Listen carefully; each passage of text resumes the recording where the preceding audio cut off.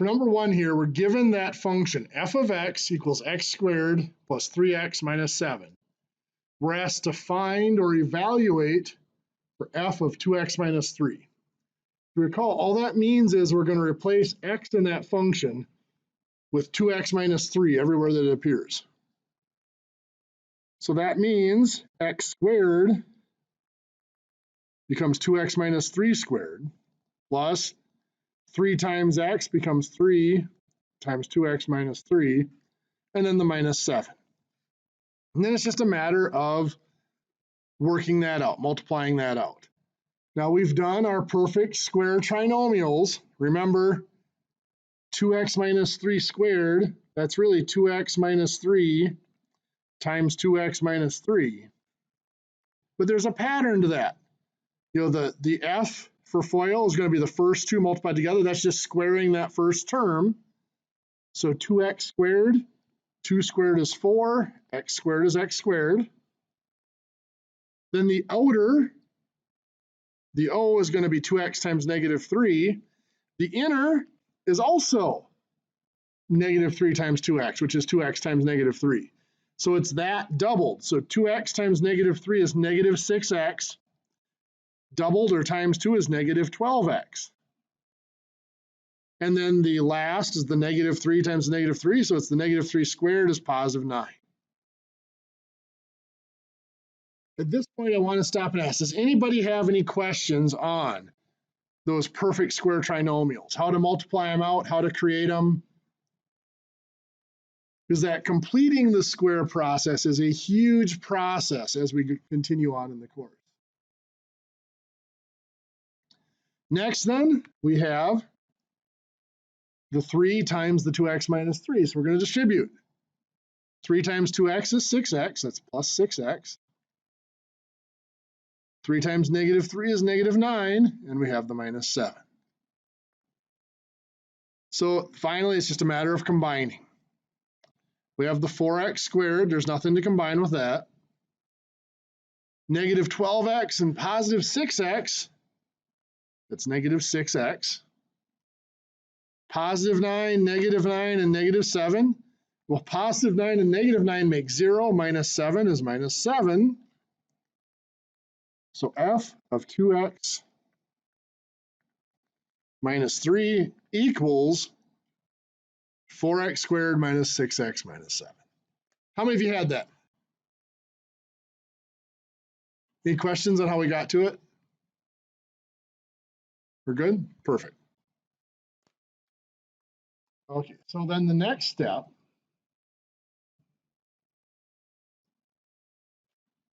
number 2, find the domain and range. Well, finding the domain and range from an equation is kind of difficult. There's some things we can look for as we're looking from the equation, that there are some things that are exclusions that are not possible. And those exclusions are anything that would force us to divide by 0. There's nothing in either of these that would force us to divide by 0. The second exclusion would be the square root of a negative. Well, there's no roots in either of these. So that isn't going to be a problem as far as limiting our domain and range. And of course, those exclusions apply to the domain.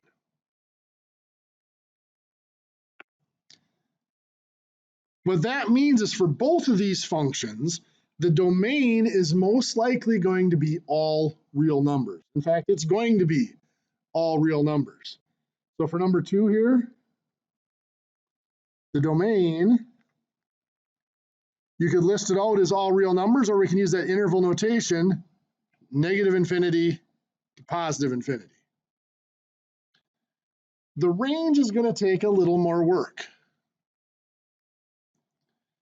Generally, the range is easiest to find if we graph it first. If we go through the trouble of making a data table, putting in values of x and finding the corresponding values of y, if we graph f of x, remember f of x is just a y. That means y equals negative 2x squared plus 3. If we graph that, we get an upside down parabola, looks something like that. That's telling us that the range, well, the values never go above 3. They can equal 3 because that vertex is at 3. The vertex is actually at 0, 3. But it goes down to negative infinity. So that range is from negative infinity up to 3. After the 3, what kind of a bracket do we want to put in there? Square bracket. Good. That tells us that the 3 is included, that the function actually does reach the value of 3. Doesn't just approach it, it gets up to it. Now, before we do the number 3 here, the piecewise function, we also talked on Monday about even and odd functions.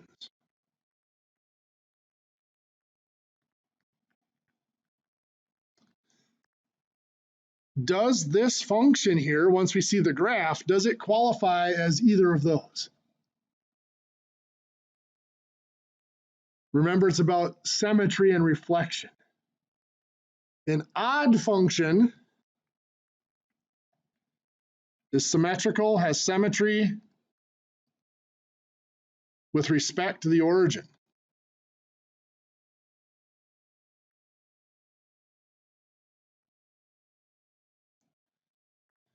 Well, if I pick a point on this parabola and I trace it to the origin, is there a point exactly on the other side of the origin at the same distance away? No, doesn't look like it, does it? So it's not an odd function. The even function had symmetry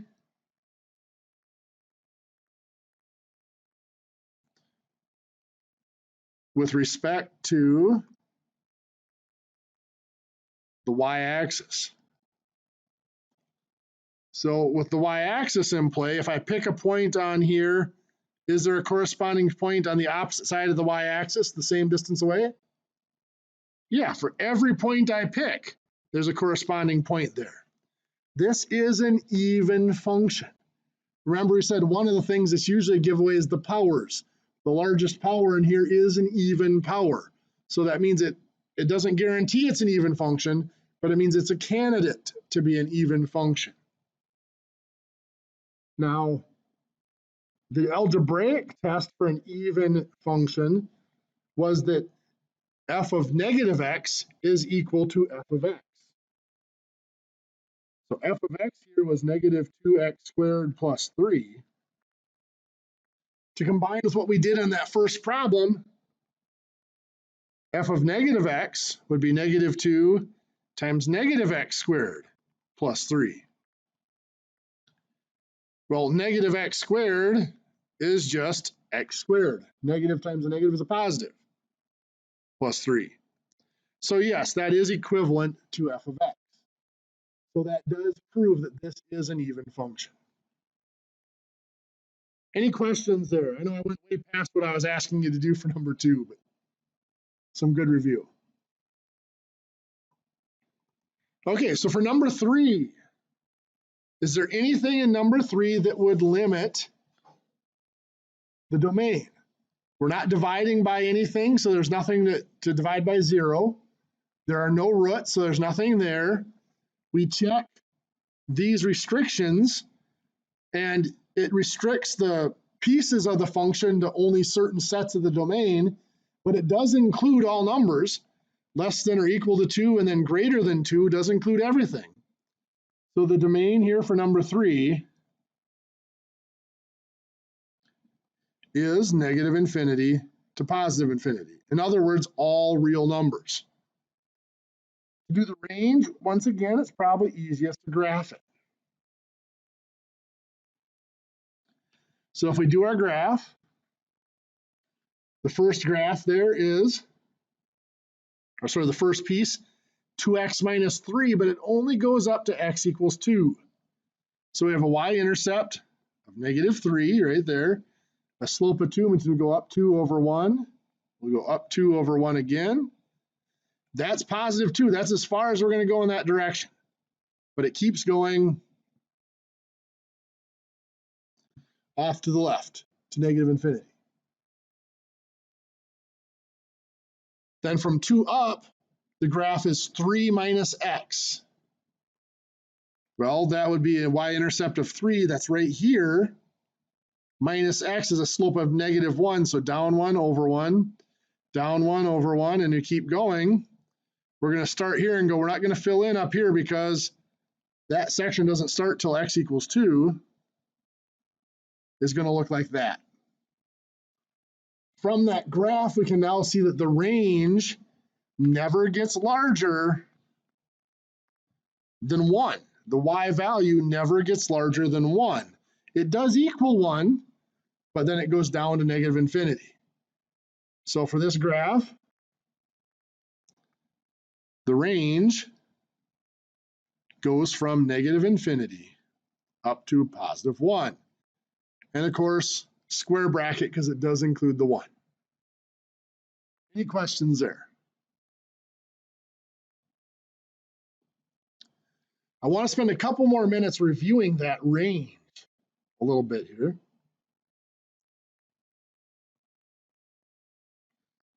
If I give you that f of x equals 2x minus 3 over x squared minus 7x plus 12. I'm also going to give you, oops, my f disappeared. I'm going to give you a second function. We're going to call it g of x. Oops, the 2 disappeared. Thanks. Apparently, my technical difficulties are going to continue today. G of x is going to equal the square root of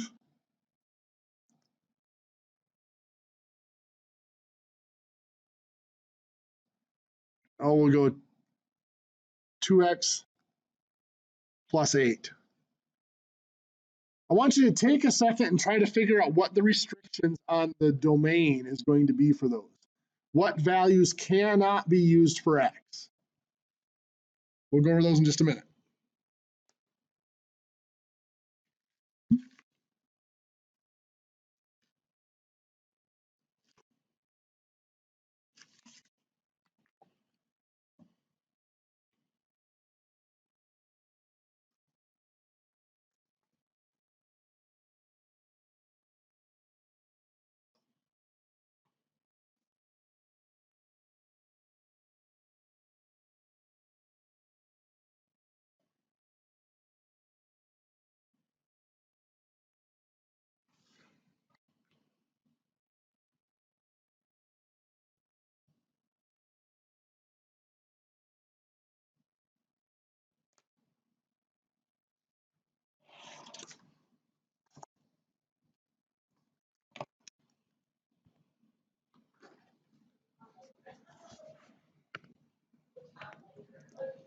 So on this first one here, f of x, we're dividing. There's a fraction here.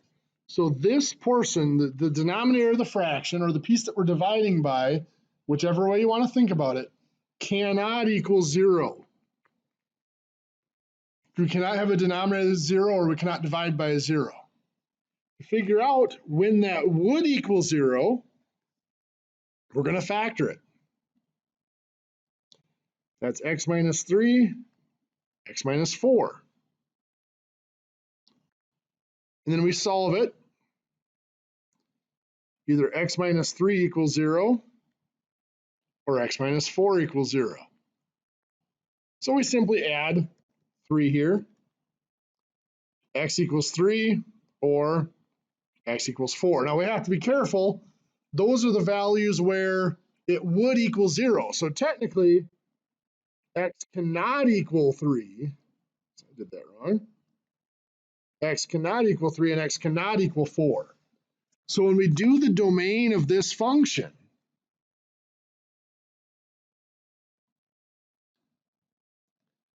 if we were going to put it in set builder notation or solution set notation, however you want to do it, this textbook tends to call it set builder notation. Many other textbooks call it solution set notation. We would write it as all values of x such that x is not equal to 3 and x is not equal to 4. Because x cannot be those values.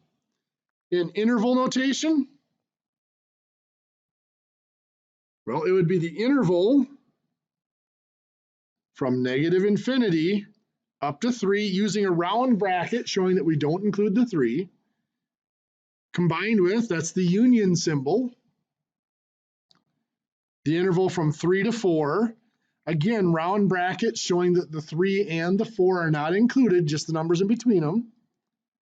And then union again, so that means combined with all values then from 4 up to positive infinity. So we have those interruptions saying that we've excluded the 3 and we've excluded the 4 from those intervals. Any questions on those notations? Okay.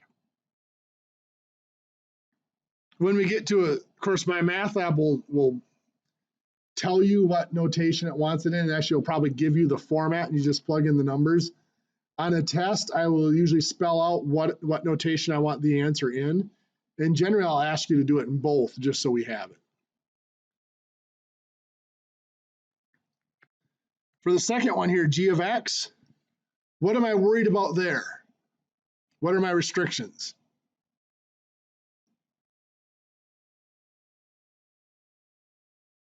It's a square root, so we can, go ahead. Perfect. X has to be greater than or equal to -4. We cannot take the square root of a negative number. So to find the restrictions here, we want this 2x plus 8 has to be greater than or equal to 0. It can be 0 because we can square root 0. It just can't be less than 0. We cannot square root a negative. And we would solve that, subtracting 8. So 2x is greater than or equal to -8.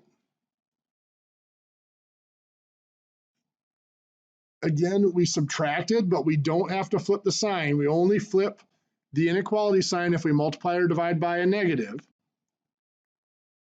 And then we'll divide by 2. Now we're dividing, but again, it's dividing by a positive. So once again, we don't need to flip the sign. X is greater than -4. Now let's look at our notation. Set builder notation. We would say the domain is all values of x such that x is greater than or equal to -4. It's just restating that in the notation. Or if we're using interval notation, the interval would be greater than or equal to -4, would be a square bracket starting at -4.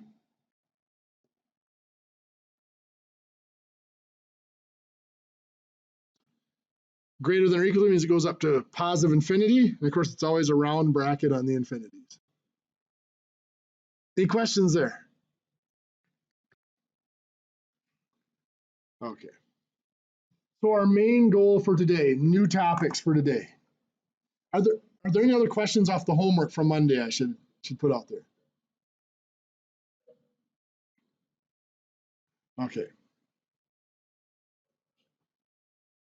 So then our main goal for today is we're going to actually talk mostly about lines today. A little bit of a step back in difficulty, but we're going to dig into some pretty sharp detail on lines and how they work. Of course, we know lines have two defining characteristics.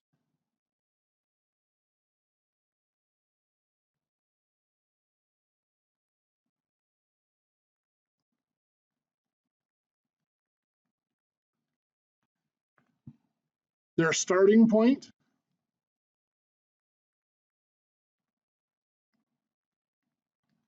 which we usually refer to as a Y-intercept. Now you could actually define most lines also have an X-intercept as well. So you could find an X-intercept. In fact, an X-intercept can be used as a starting point if you choose to. Or it can be any other known point.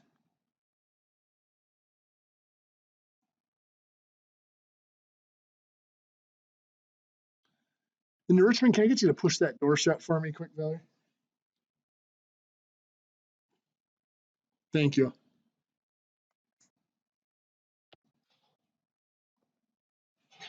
Thanks. We're so used to, it's so ingrained in us to use that slope-intercept form where our starting point is the y-intercept, but we can use any number of other starting points, the x-intercept or an other known point, depending on the form of our equation, as that starting point. And then there is a slope. The slope is a rate of change describing the angle, basically, that our line takes across a graph. That rate of change generally takes the form, in all the different forms of equations, generally takes a very similar form, except for in one of the types of equations. And of course, the slope is defined to be a ratio of rise to run.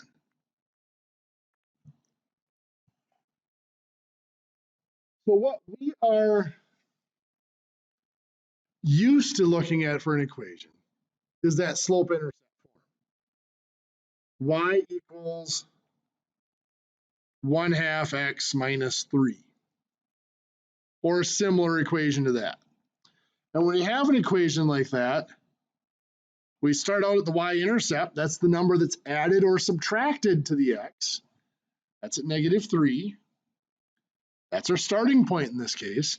And then from there we go with the rate of change, that slope. 1/2 is a rise of 1. So from the starting point, we go up 1 and a run of 2. So we run always goes left to right. 1, 2. There's our second point. If we needed to, we could do that again to get a third point. Rise 1, run 1, 2. There's another point. We could keep going as far as we wanted to and get as many points as we needed to feel comfortable sketching in our graph. But as you recall, not all graphs, not all equations for a line were in that form. We had equations that looked like 3x plus 2y equals 6. And we had to solve that to get it into this graphing form, that slope-intercept form. We subtracted 3x to get 2y equals 6 minus 3x. And then we divided by the 2 to get the y by itself.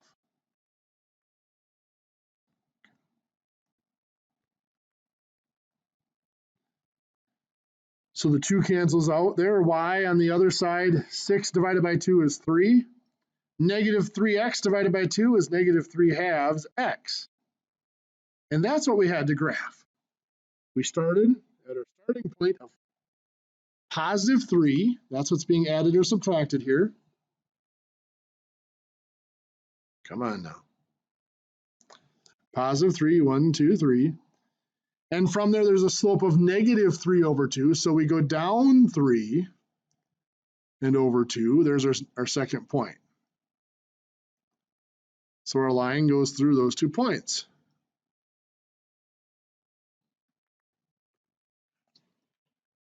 Now that slope was an important value. You notice that rate of change.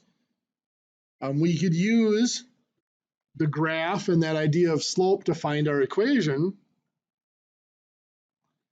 If we were given a graph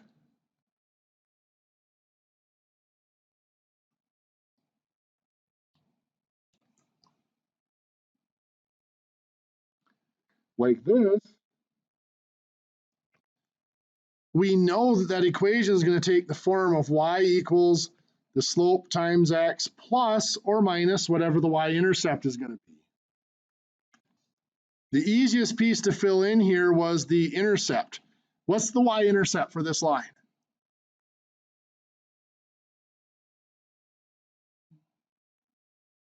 It's going to be 3, right? +3, so +3. Then, of course, m represents the slope. What's our slope going to be?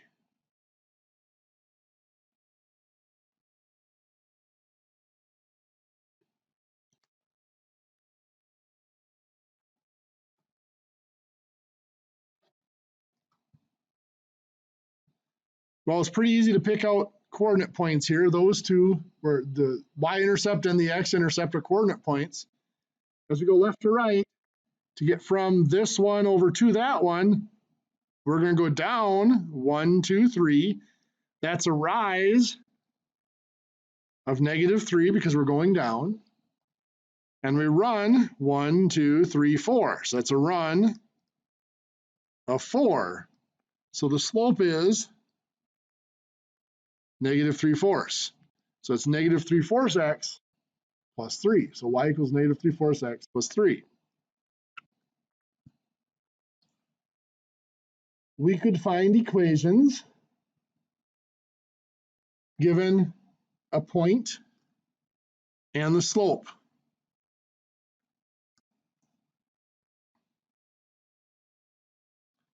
Let's say it has a slope of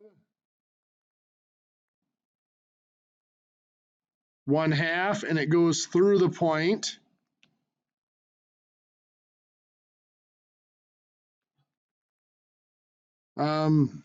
Let's go 6, 5. We can use this to find our equation. Of course, we know y equals mx plus b still. M is the slope, b is the y-intercept. Where's the 1/2 going to go in our equation? Does it replace the m or the b? The m. So y equals 1/2 times x plus b. B isn't quite as simple to find. To find b, we know the equation has to go through that point, 6, 5. So we know the equation is true at that point. So when x equals 6, so I'll put 6 in for x. So 1/2 x is going to become 1/2 times 6. Y equals 5. So we put 5 in for y. And now we can solve to see what value of b makes that true.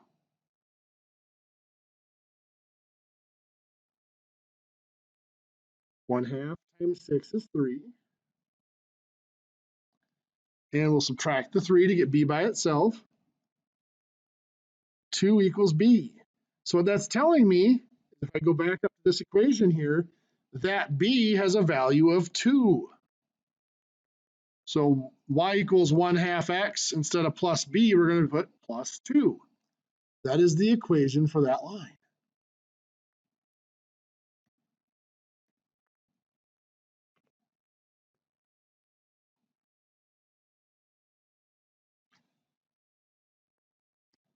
I'm going to have you try one in your notes. If I give you that the slope is -4/3 and the line goes through the point 6, 1, I want you to find the equation for that line quick. We'll give you about a minute and then we'll go over it.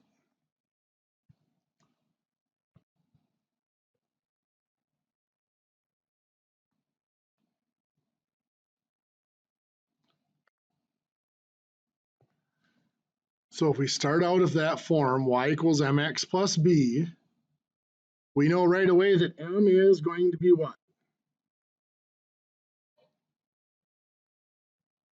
-4/3, so -4/3 times x. Good. How do we find b?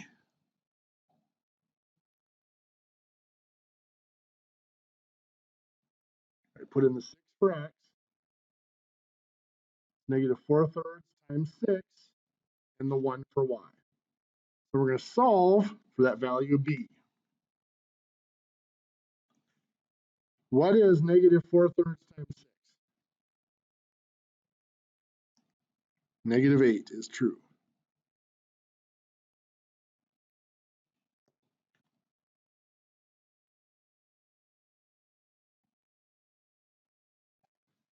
That's -8.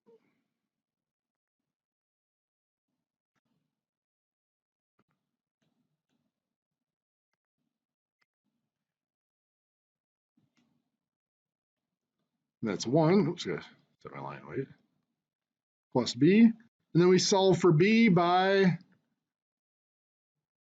what do we have to do yet? Add 8, perfect. So 9 equals b. So that tells us that up here b is 9.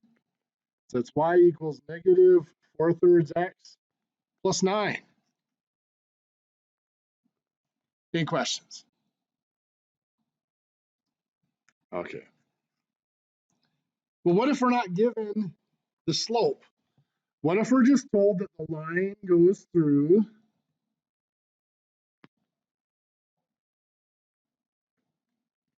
the points 3, 7, and 6. Oh, let's do 6, 11.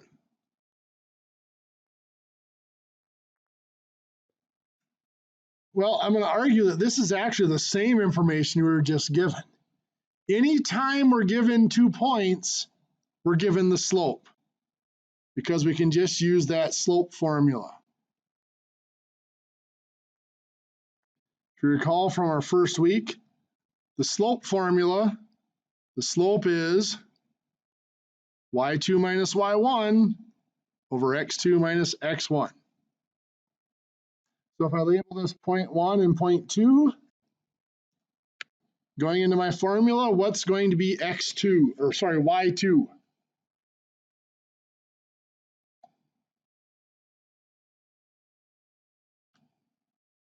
What do you think, Jack? What's y2 there?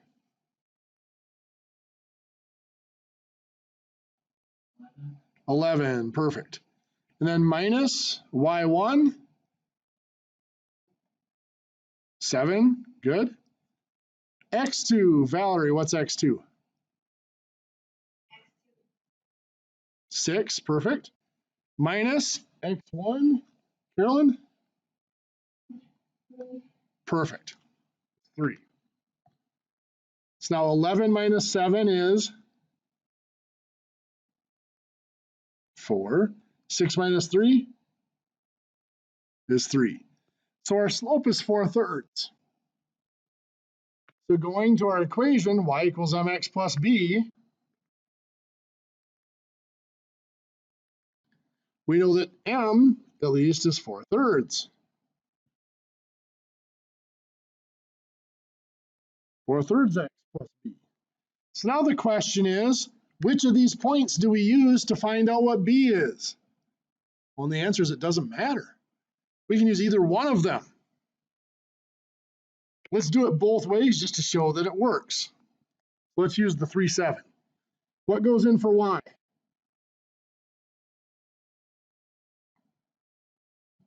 7 equals 4/3 times what goes in for x? 3 plus b. So to solve for b,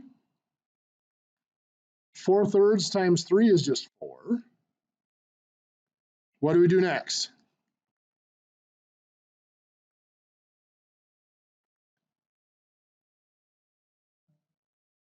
Subtract the 4. 3 equals b. b equals 3. So that's saying y equals 4/3 x plus 3. Well, what if I had used the 6, 11? Still have my y equals 4/3 x plus b. If I use that, what's going to go in for y? 11 equals 4/3 times what's going to go in for x? 6 plus b. And of course, we've got 4/3 times 6, which is 8. And then we're going to solve for b by subtracting 8. So b is still equal to 3. We just use different numbers to get there. So we still get the exact same equation no matter which of those points we use. Yeah, Jack. That's where we're going next. Yep, I'm glad you brought that up. This slope-intercept formula is not the only form of a linear equation. What we're doing when we're looking at these equations, we have our graph, and we're starting at the origin. Remember, the origin's at the center there. And what that y-intercept equation, the slope-intercept equation is doing, is it is taking that origin, which is the starting point of all graphs, and it is translating it. You know, y equals, let's say, 2/3 x minus 5. This number here is saying we are taking that origin and we're sliding it down 5 units. So instead of starting at the center of the graph, we're starting down 1, 2, 3, 4, 5, -5. It's moved the point down. And then, of course, the 2/3 means from there we go up to over 3 to get our slope. Now, on most types of graphs, there's a distinguishing feature. Like on a parabola, if you recall the shape of a parabola, the biggest distinguishing feature is that vertex. So we have to locate that vertex on the graph. So what we're trying to do there is translate the origin of the graph to wherever the location of that vertex is. And that's how we create the equation. For a line, however, you'll notice there is no distinguishing feature anywhere on that line. What I mean by that is there's no point on that line that sticks out and is any different than any other point on that line. So we can actually pick any point on that line and translate the origin from the center of the graph to that point, and then use the slope from there, and we're still going to get the same line. It's not like a parabola where we have to translate to the vertex, go to the vertex and graph from there. So what that allows us to do is we can write an equation for these lines from any point on the line.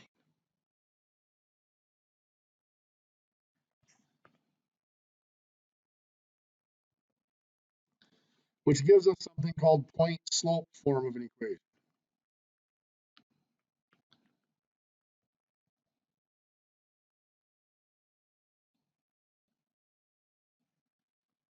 So that point-slope form, it involves just that. It involves a point, any point on the line, and the slope of the line. And we're going to talk a little bit here about translating shifts and transformations.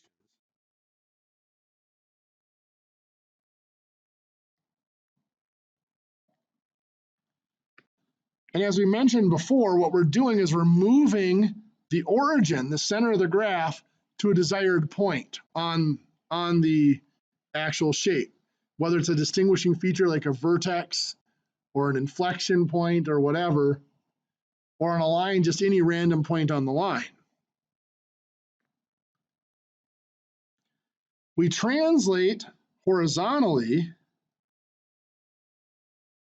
by working with the X.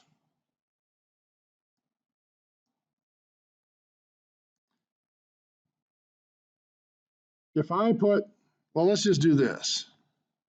If I subtract from the X, if I have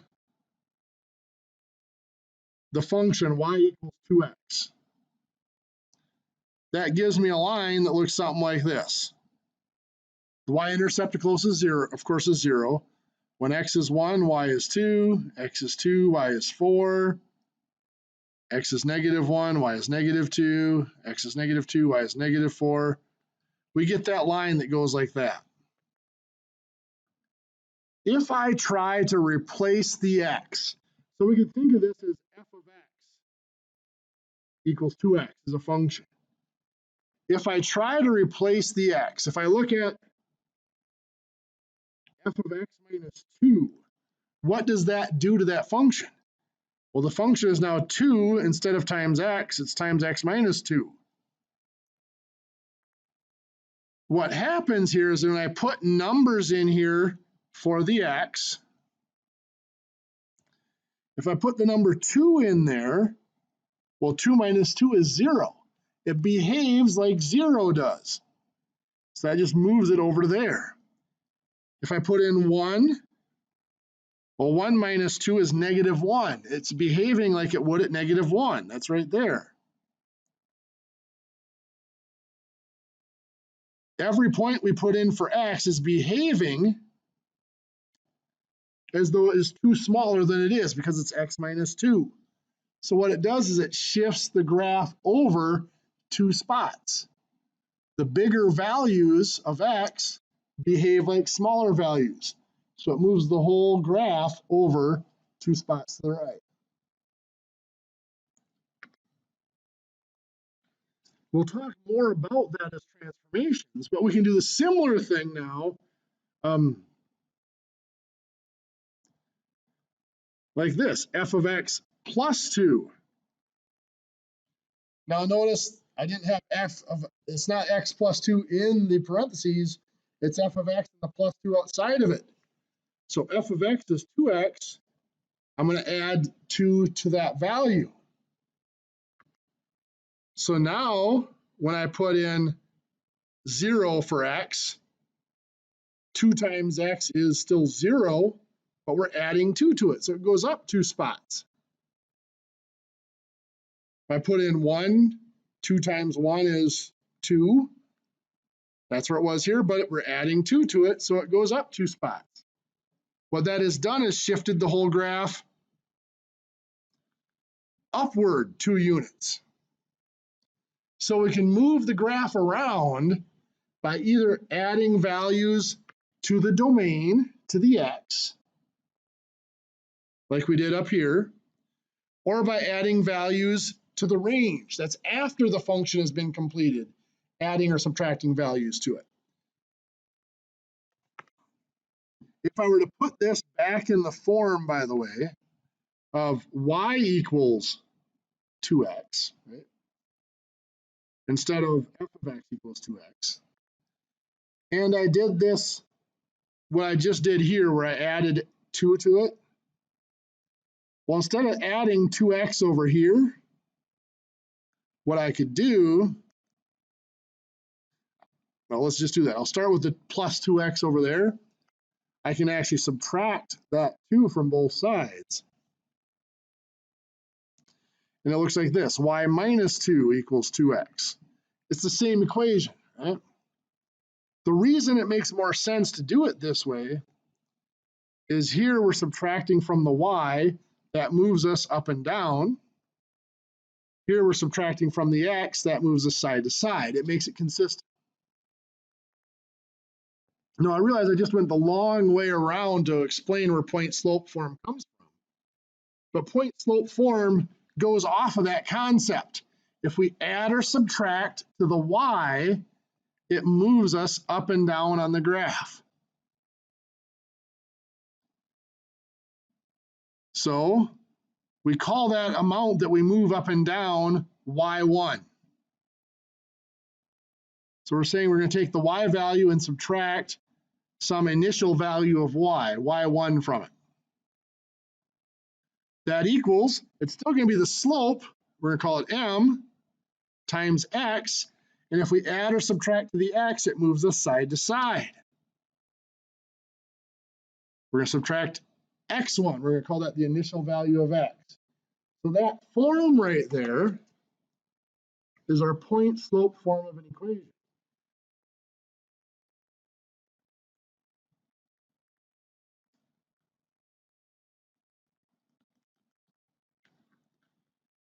For a line with slope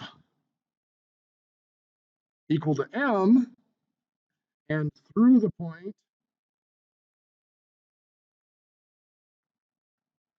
x1, y1, we get that equation, and there's 2 forms of the point slope equation.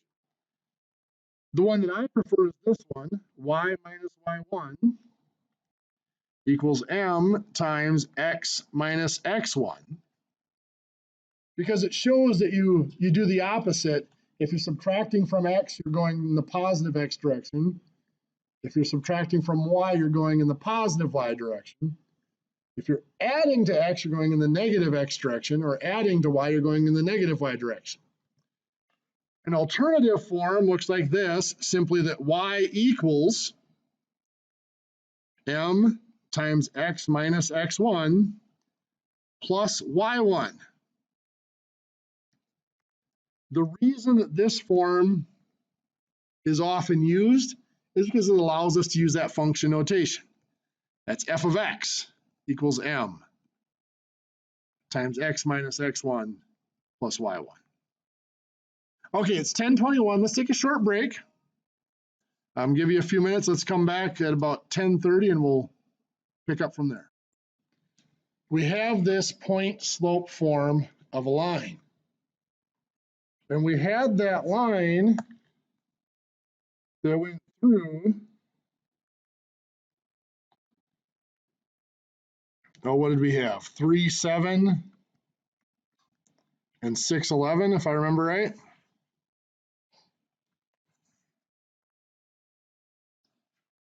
We want to find the equation of that line. Well, we still need to find the slope.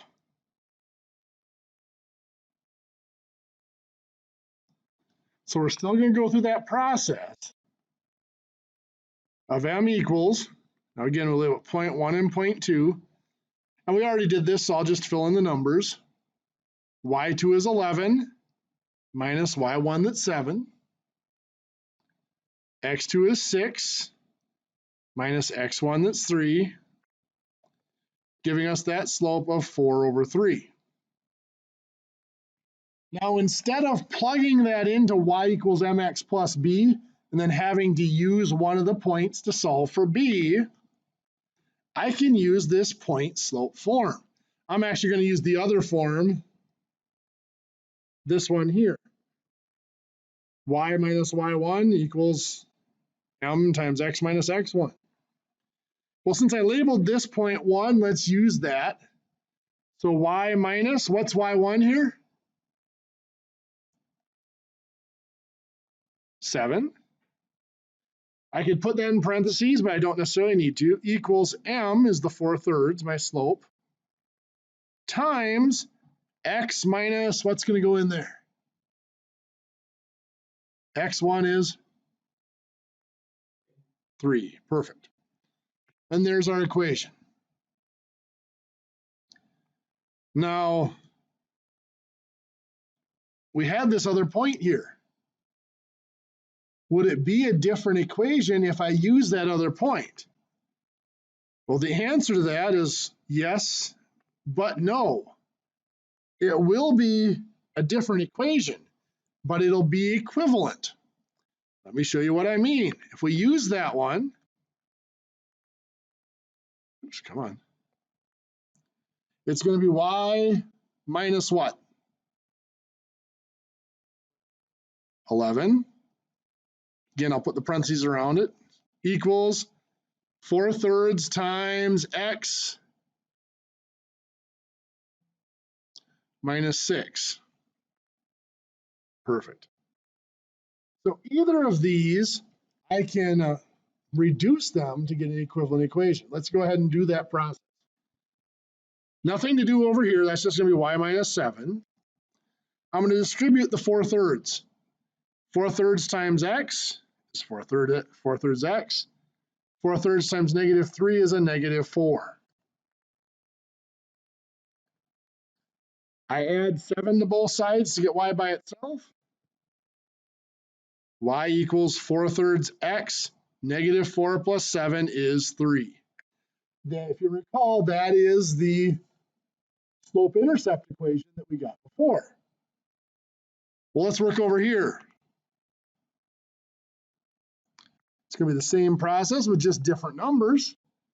We're going to distribute the 4/3. Nothing to do to the y minus 11. We'll distribute the 4/3. 4/3 times x is 4/3 x. 4/3 times negative 6 is negative 8. And we finish that off by getting y by itself by adding 11. And we see y equals 4/3 x. Negative 8 plus 11 is positive 3. We again get that same equation. So those are equivalent. Converting from point slope form to our slope intercept form, as you can see, isn't very difficult. Converting the other direction when we try to do it is going to be a little bit tougher to do. So let's say that we are given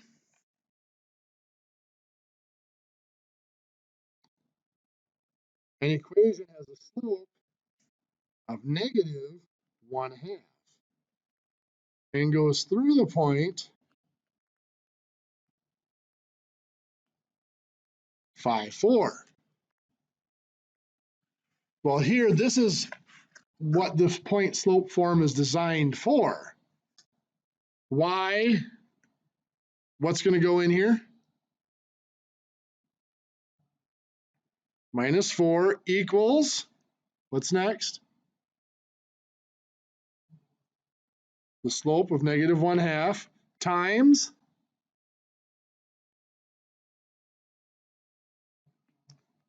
x minus 5. There is our point slope form. Again, we could put parentheses around that, but we don't need it. Where the point slope form can be a little bit tricky,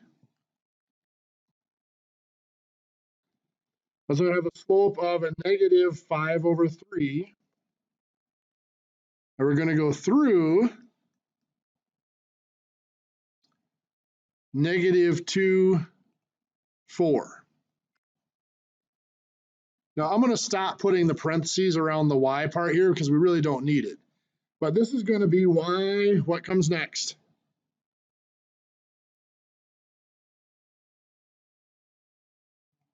It's a positive 4, so y minus 4 equals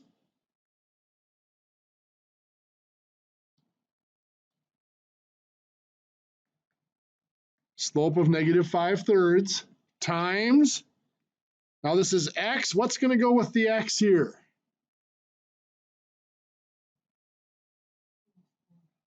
Plus 2, good. Because that's a negative 2, notice that in the form of our equation, it's x minus x1. So if x1 is already negative, subtracting a negative is adding a positive. So technically that was x minus a negative 2, which becomes x plus 2. Now I mentioned going from slope-intercept form back to point slope form. We converted from the point slope form to slope-intercept form. Up above, we did 2 examples to show that those were equivalent equations. It was pretty easy. You distribute the slope and then you get y by itself. To go the other direction, to go from slope-intercept form to point slope form, you need a little bit more information. You need to know the value of either the x or the y coordinate that you want to go through.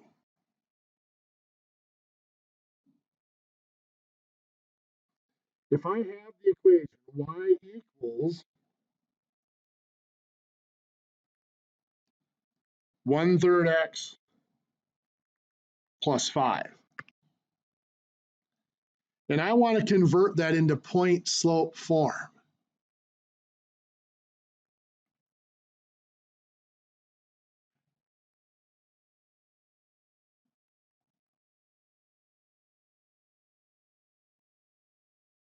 I need to know either the desired value of y for the point that it's going to go through, or the desired value of x. One of the two has to be known. because for point slope form, it requires that we have a point that we're centering around. Now there is a point given, let's get back here. There is a point given here that's implied in this in slope-intercept form. We don't really think of it as a point, but it is that y-intercept, that is the point x equals 0 and y equals 5. We could construct our point slope form around that point if we want to. Y minus 0 is just going to be y equals 1/3 times x, oops, sorry, not y equals 0, it's y, what's my y coordinate here? 5. So it's y minus 5 equals 1/3 x. You notice the translation, all I really did there was I subtracted the 5 from both sides, moved it over with the y. Well, that's kind of boring, kind of simple. But if you are asked to convert and you're not given a point, that's the only point that we know. Let's stick with that same equation though. So let's convert y equals 1/3 x plus 5 to point slope form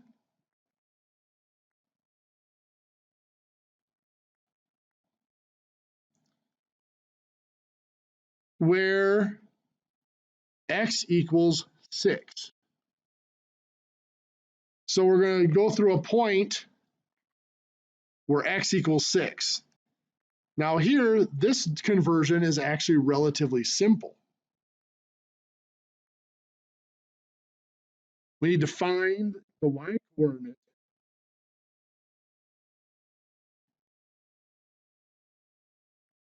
of that point where x equals 6.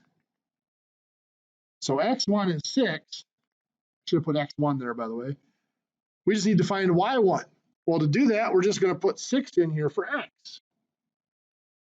Y equals 1/3 times 6 plus 5. What's 1/3 times 6? 2. 2 plus 5 is 7. So y equals 7. So the point we're going through there is 6, 7. So the conversion for this equation, we know the slope is 1/3. So our point slope form of that equation is simply going to be y minus, what's y1 going to be? 7 equals 1/3 times x minus 6. So that conversion requires a little bit more information. We could do the same thing if we were given the y coordinate, y1, we would solve for x. I'm not going to bother going through that because we have a lot of other stuff to go through here. There are several other forms of linear equations. I'm only going to talk about one more of them, and that is standard form. A lot of textbooks will say standard form looks like this: ax plus by equals c. That's not quite accurate. Technically, standard form is where an equation equals 0. So standard form of a linear equation is technically ax plus by plus c equals 0. Now you'll notice there's a little bit of a conflict between those two forms. C is the same absolute value, but you can see it's going to be opposite sign. Whatever that value of c is going to be the opposite of what this value of c would be.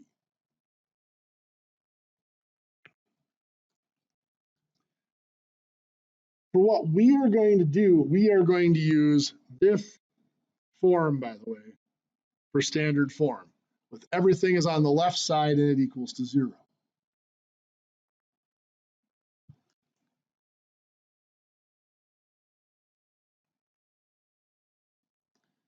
If I want to graph lines giving any of our forms.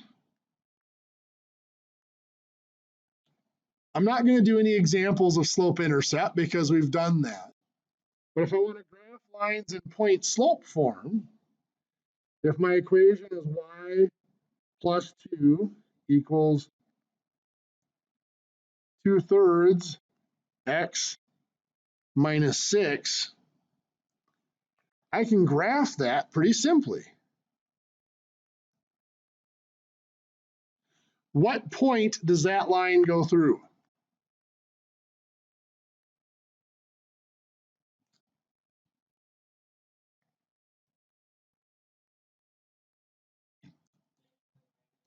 Six and -2. Very good. So 1, 2, 3, 4, 5, 6, -2. It goes through that point. From there, what slope does it have?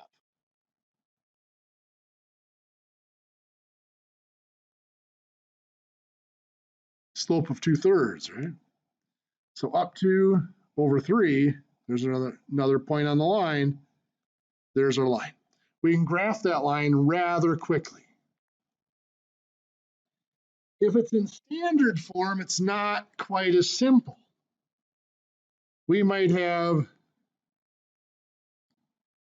3x minus 2y plus 6 equals 0. Oops. Put my 3 back in there. To graph from standard form, the simplest way to graph is to use the intercepts.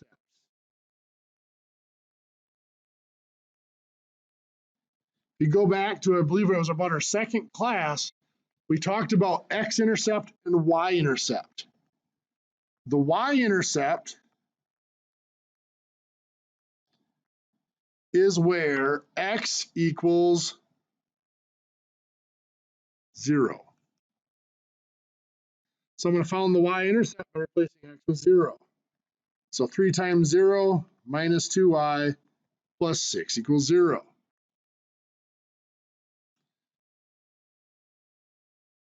Come on. So this is just 0. I'm going to solve for y by subtracting 6. -2y equals -6. And we divide by the -2.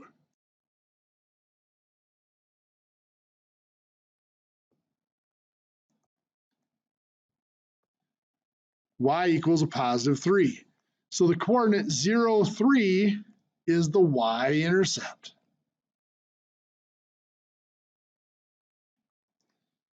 Then I want to find the X-intercept. The X-intercept is where y equals 0. So my equation is now the 3x is back in there, minus 2 times 0 plus 6 equals 0. Well, we go to simplify. 2 times 0, of course, is 0. So this is just 3x plus 6 equals 0. And we'll solve. We'll subtract 6. 3x equals -6. And we'll finally solve that by dividing by 2, or dividing by 3. X equals -2. So the X-intercept is -2, 0. With that information, we can graph this line. Our X-intercept of -2, 0, -2, 0 is right there. Our Y-intercept of 0, positive 3, that's right there. There's our line.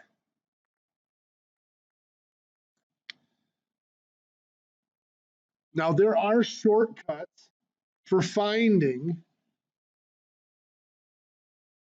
X-intercept and Y-intercept from the standard form. You might notice here, if I think of this as A equals 3, B equals -2 and C equals 6, my y-intercept was at 0 because x always equals 0, and then the opposite of C over B. C is 6, so it'd be -6 over B is -2. Well, -6 over -2 is 3. For the x-intercept,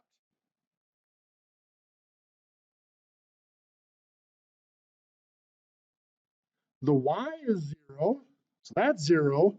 The coordinate of the x-intercept, if you saw, again, it is -c divided by a.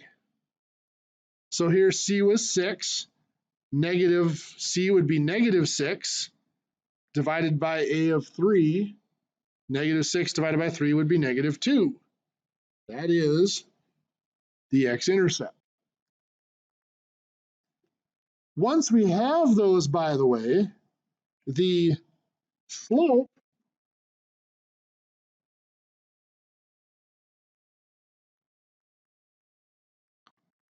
can be found using that ratio of the intercepts. Notice the y-intercept over the x-intercept is our slope, 3 over 2. The slope is usually given as opposite A over B. So A is 3, opposite that would be -3 over B of -2. -3 over -2 is 3 over 2.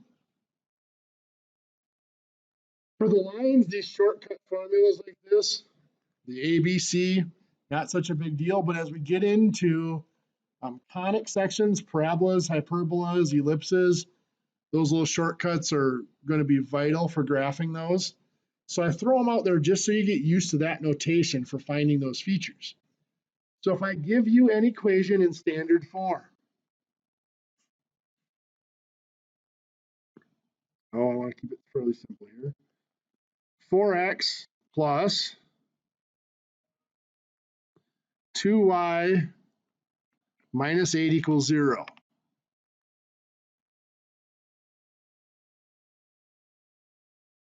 And I want to find the y-intercept, the x-intercept, and the slope.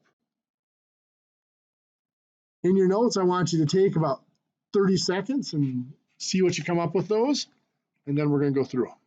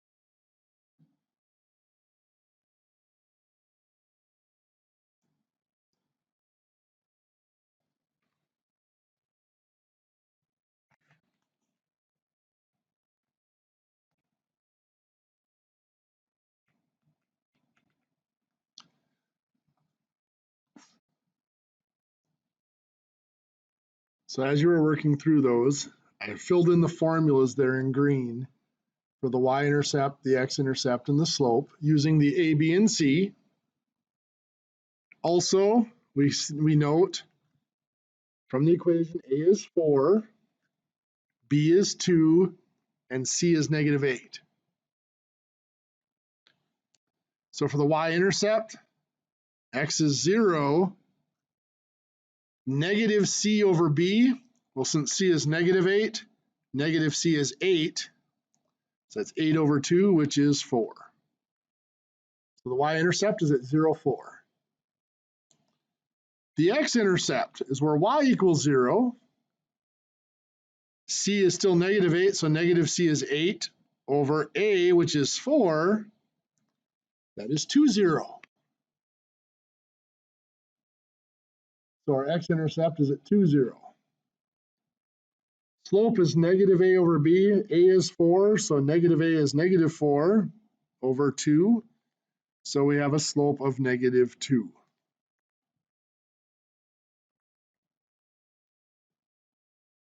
Any questions? Okay. Oops.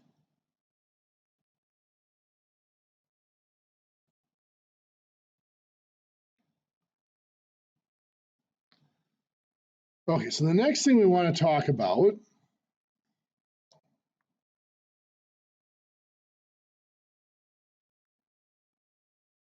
parallel lines.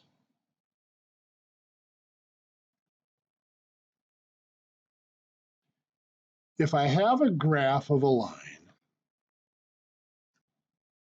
and my line looks something like this, a parallel line is going to go across that graph, always the same distance away from that original line. So that green line there is parallel to the brown line. Remember, our distinguishing features of a line are a starting point of some sort, whatever point we use, and the slope. Of those features, what feature is the same between those two lines? The slope. Those parallel lines have exactly the same slope. What's different is their starting point. Whether you're using a Y-intercept or some other starting point, it's changed. If it hadn't changed, if both features were the same, it would be the same line.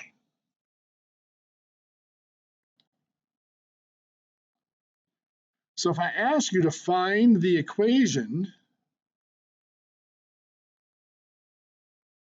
of a line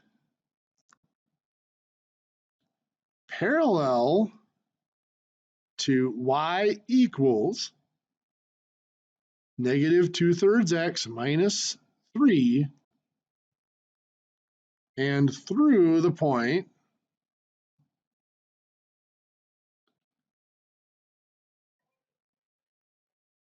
negative 6, 5. How would we go about this? Well, this is actually a problem just like the ones we were working on up above. We have, first of all, a slope. All we want out of this original equation here is its slope. Its slope is negative 2/3. A parallel line has to have the same slope. So we know the slope of our new line is a negative 2/3. We could go ahead and use slope-intercept form. We would know now that y equals negative 2/3 x plus b. But since we know the point slope form, let's use it. It's a lot simpler. It's going to be y, what's going to come after the y? Going through that point. Minus 5, perfect, equals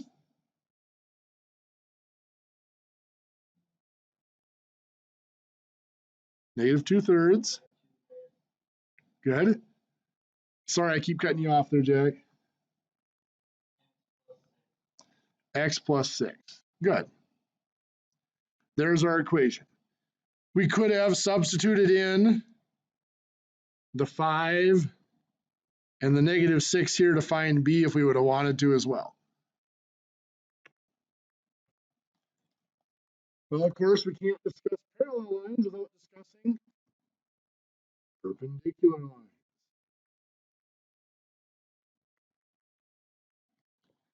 Perpendicular lines are a little bit trickier to define.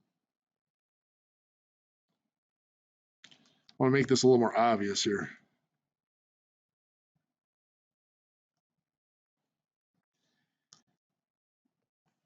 Let's talk about the slope. Obviously, the slope is going to change from one line to its perpendicular. But remember, the slope is a rise over a run.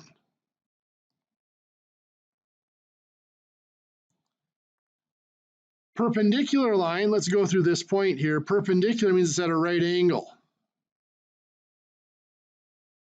Obviously, it does not have the same slope. In fact, it's going to be opposite. What that means is the green line has a positive slope.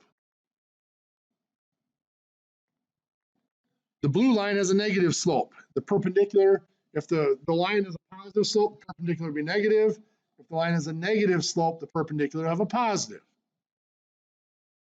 If I look at this slope triangle here, I know that these two lines make a right angle with each other.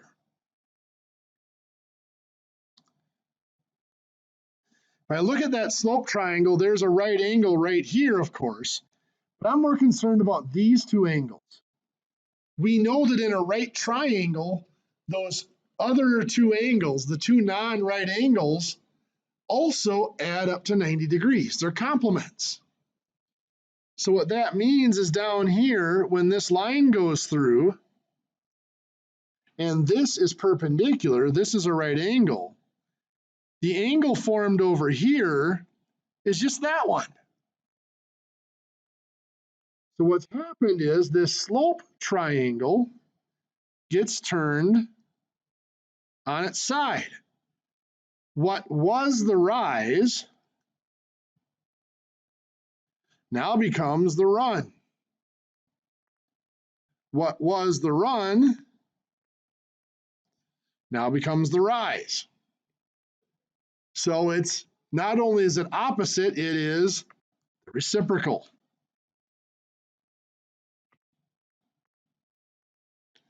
So it is the opposite reciprocal of the original slope. So if we ask you to find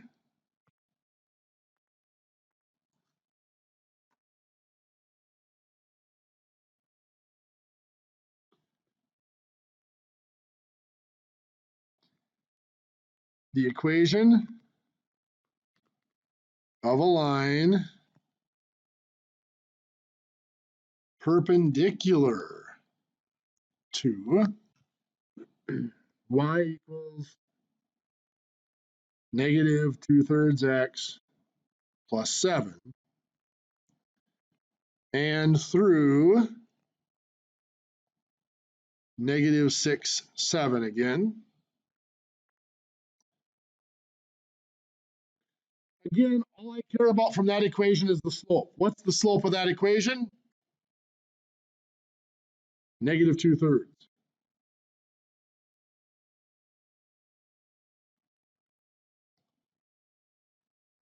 The slope of our perpendicular line then is going to be what?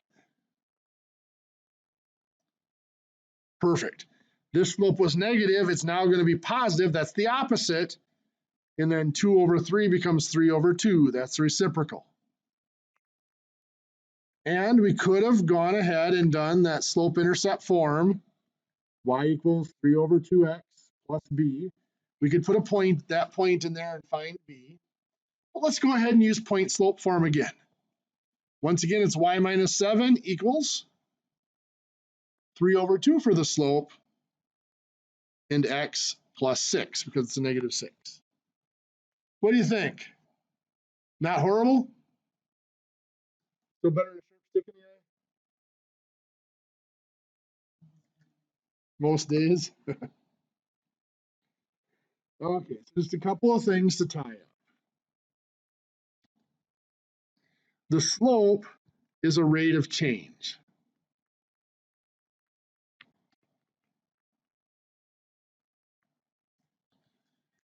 Let's talk about average rate of change. If I have an equation like y equals 2/5 x minus 3. And I want to find the average rate of change from x equals -5, x equals 10. What that's asking me to do is find the y value. If this is f of x, find f of -5 and f of 10. And find the slope between those 2 points created. So if x is -5, f of -5 is 2/5 times -5 minus 3.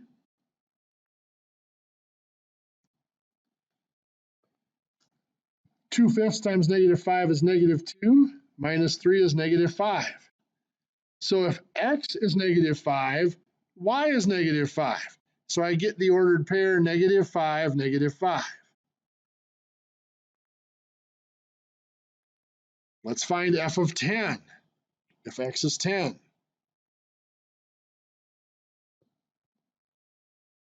f of 10 equals 2/5 times 10 minus 3. Well, 2/5 times 10 is 4, minus 3 is 1, giving us the point 10, 1. So the average rate of change between those points is just the slope between those points. So that slope, m, and call this point 1 and point 2, will be y2 of 1 minus y1 of -5 over x2 of 10 minus x1 of -5. 1 minus -5 is 1 plus 5, or 6. 10 minus -5 is 10 plus 5, or 15. 6 over 15, which reduces, is a fraction. Dividing by 3 on numerator and denominator gives me 2/5. Now that should not be a surprise here, because in our original equation, we saw that the slope was 2/5. The average rate of change of a line is always just going to be its slope. But we have functions that are not lines. If f of x equals 2x squared minus 3, find the average rate of change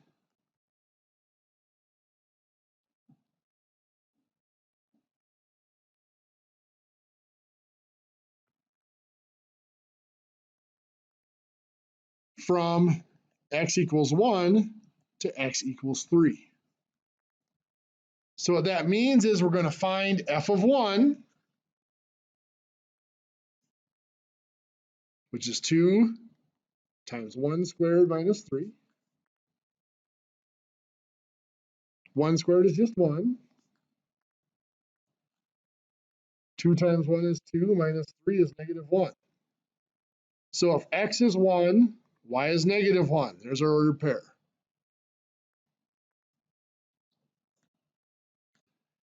F of 3 is going to be 2 times 3 squared minus 3.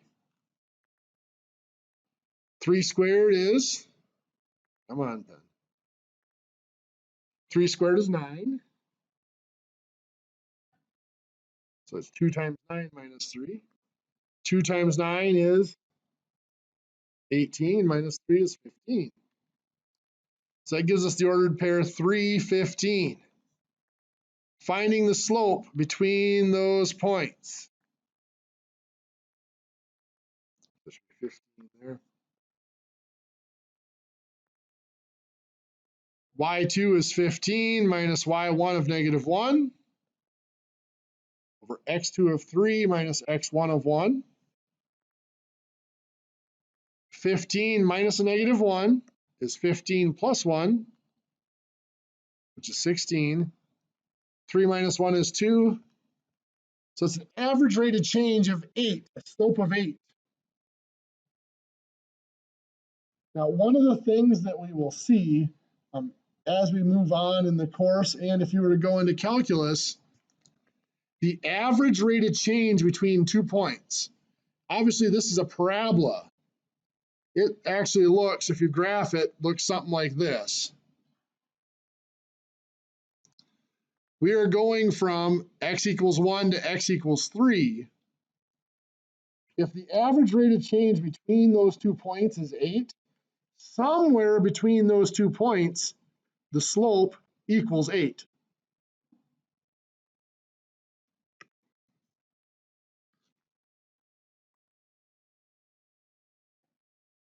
Okay, just a couple of minutes on transformations and then we'll let you guys out of here. We talked earlier about shifts, that if we shift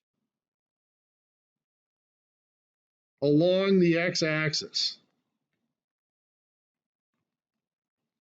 in other words, a horizontal shift,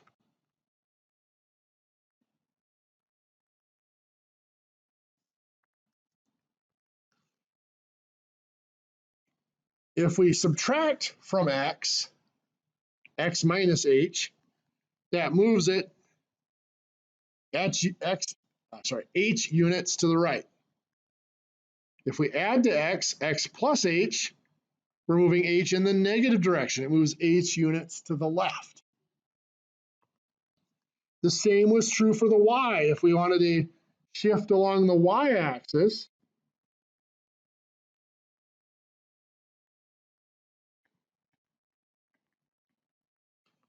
or a vertical shift.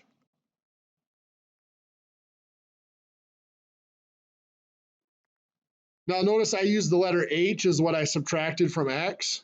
That's a pretty standard notation. I'm going to use the letter k when I add or subtract to y. Again, that's a standard notation. So if I subtract k from y, that's a shift upward of k units. If I add k to y, that's a shift downward of k units. Also note it's pretty standard that we go the opposite direction.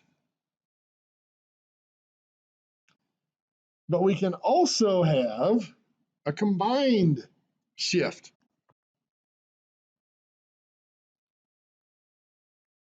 As we saw with our point slope form, y minus 3 equals 1/2 x plus 2.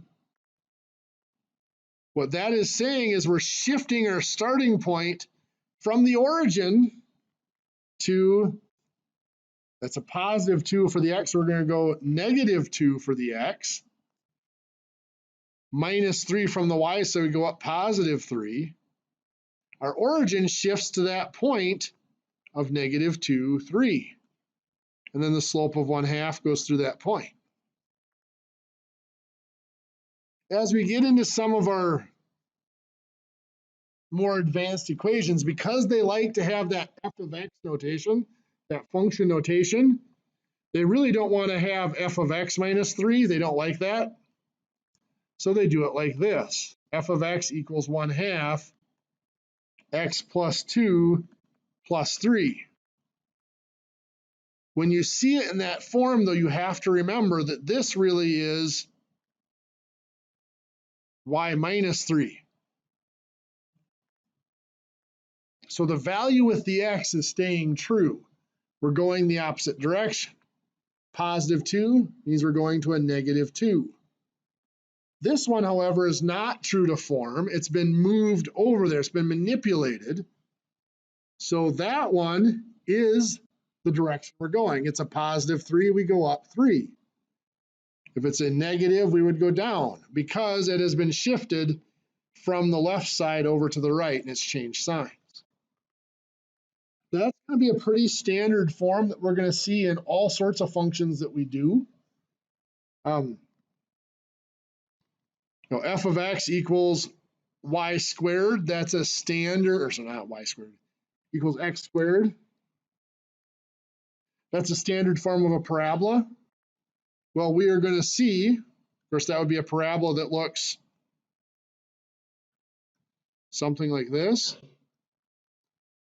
But we're going to see that we can shift that parabola to have, let's say, g of x equals x plus 2 squared minus 5.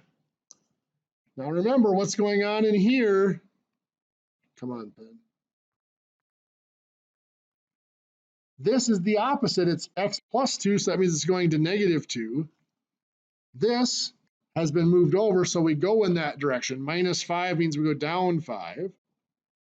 So the vertex of that parabola has moved from the origin to that point there of negative 2, negative 5. The shape of the parabola hasn't changed. We can change the shape with dilations, stretches basically. The technical geometric term is a dilation. But if we're going to stretch it or dilate it, we're going to stretch it horizontally. We're going to multiply the x. If f of x equals x, to stretch it horizontally,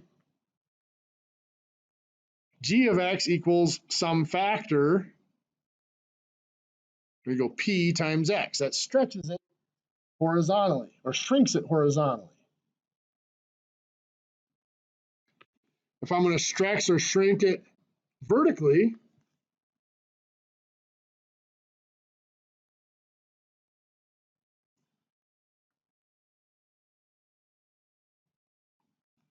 I have to multiply the function.